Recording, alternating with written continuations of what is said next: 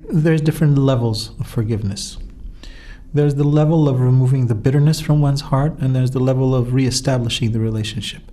Reestablishing a relationship involves trust. You can't trust a person, then you can't really go the whole way. But you can remove the bitterness from your heart.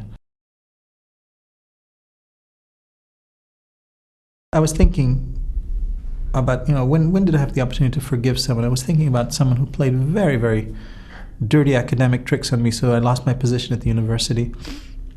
He pretended to be my supporter and my patron and ended up working behind my back to have me dismissed.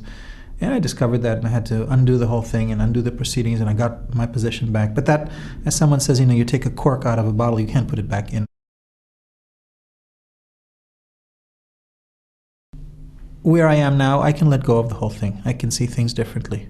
But I can't say we're friends, because I wouldn't trust him, and he hasn't made any move towards me. So therefore, I made a conscious choice to forgive as a way of letting go of the bitterness in my heart, and to try and treat him normally. But trust has been broken, and until trust is reestablished, you can't really heal.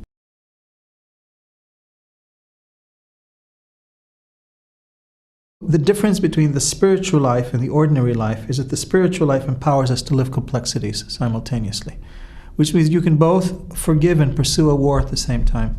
Because on one level, you let go. On one level, you realize they're victims. On one level, you realize that ultimately everything has a higher design.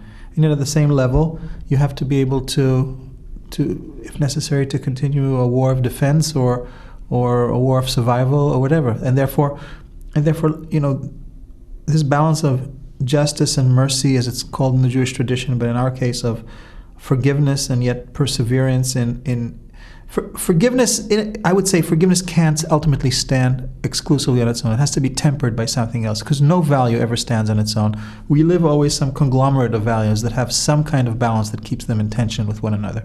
And probably our traditions differ in the way that they establish that kind of tension. So, can you forgive someone if the injury is ongoing? Yes, but forgiveness can be one component of a broader constellation of things in that situation.